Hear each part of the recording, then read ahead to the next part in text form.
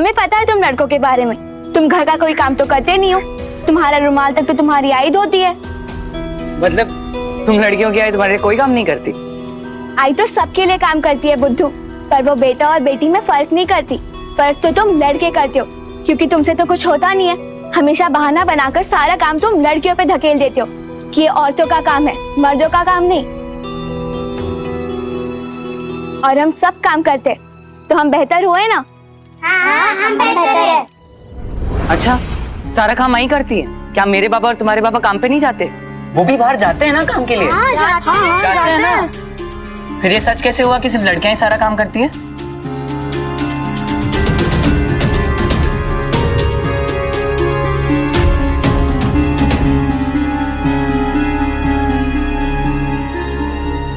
आज किस बात पे बाल मंडली इतना भड़क रही है?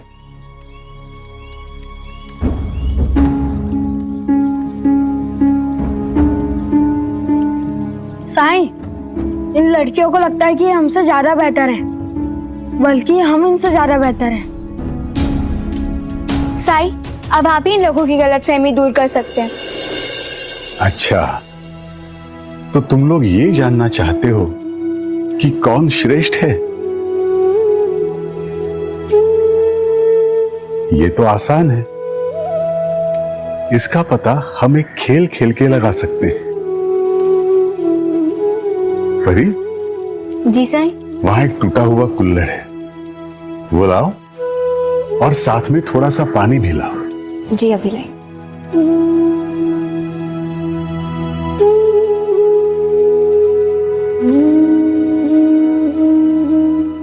लीजिए साईं।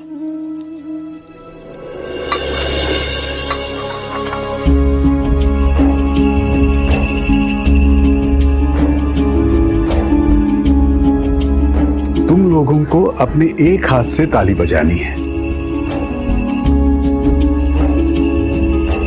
जब तक इस कुल्हड़ का पानी खत्म नहीं होता, तब तक का समय है तुम लोगों के पास।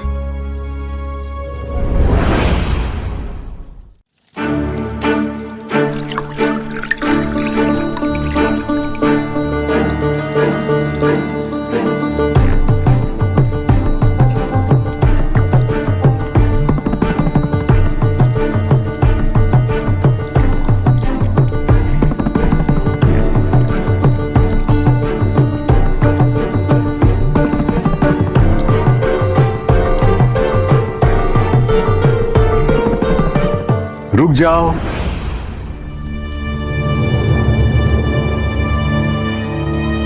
क्या कोई ताली बजा पाया? फिर साईं, पता कैसे चलेगा कि कौन श्रेष्ठ है? आओ, मैं तुम्हें एक कहानी सुनाता हूं, अर्धनारीश्वर की कहानी। आओ।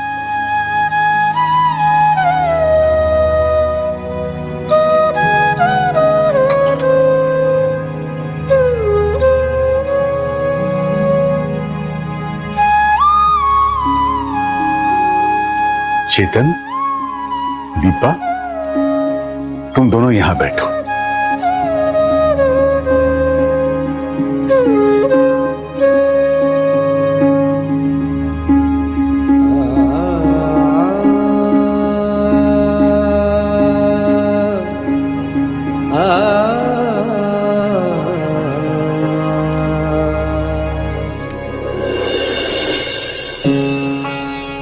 आदिकाल में ब्रह्मा जी ने सृष्टि की रचना की, तब सबसे पहले उन्होंने देवताओं की उत्पत्ति की।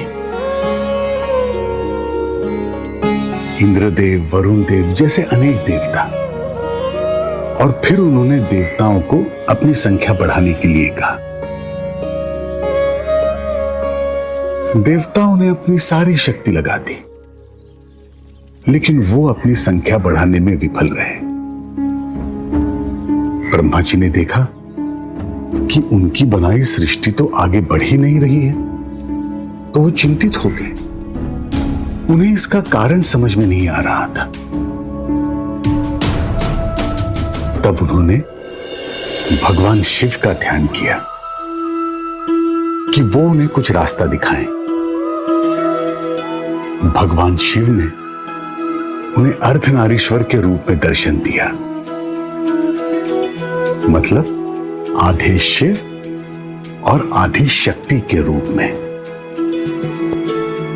देवी को देखने के बाद ब्रह्मा जी को अपनी भूल का आभास हुआ। उन्होंने देवता तो बना लिए थे, लेकिन देवी को बनाने में असमर्थ रहे थे, जो कि मानव जाति की उत्पत्ति के लिए आवश्यक था।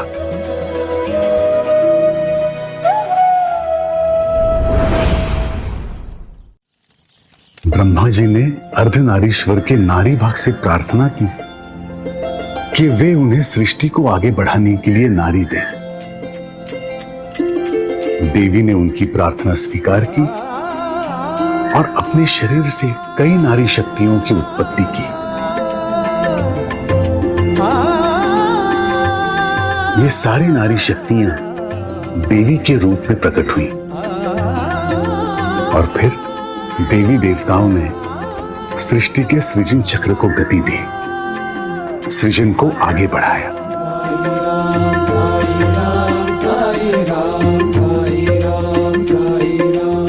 इसका मतलब यह हुआ कि ना तो पुरुष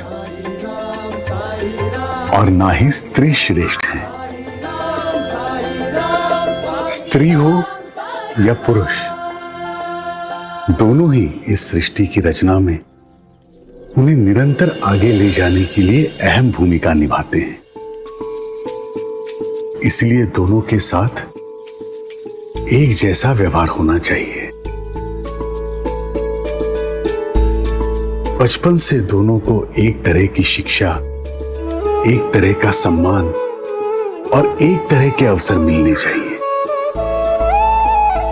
क्योंकि तुमने देखा कि ताली एक हाथ से नहीं बजती। वैसे ही सिर्फ पुरुष या सिर्फ स्त्री से ये दुनिया चल नहीं सकती। बच्चों, तो अब बताओ, ताली बजाने के लिए हमें क्या करना होगा?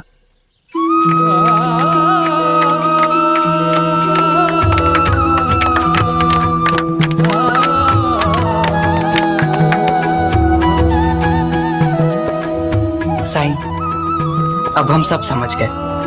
हम सब लड़के लड़की एक समान है। मुझे खुशी हुई कि तुम सब इस बात को समझ गए।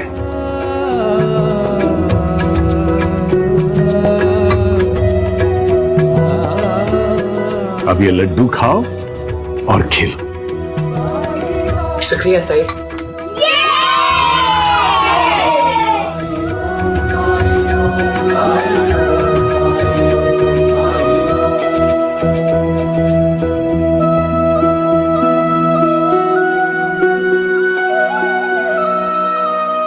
साईं, कितने अच्छे से आपने इन बच्चों को समझा दिया।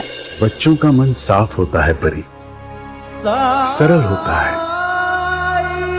नीली मिट्टी की तरह, जिसे आसानी से कोई भी रूप दिया जा सकता है। बच्चों को आसानी से अच्छी बातें सिखाई जा सकती हैं। बड़े ही हैं जिन्हें समझाना मुश्किल होता है, लेकिन जिंदगी से बड़ा शिक्षक कोई नहीं है। वो अपने तरीके से उन लोगों को भी सिखा देती है जो आसानी से सीखना नहीं चाहते।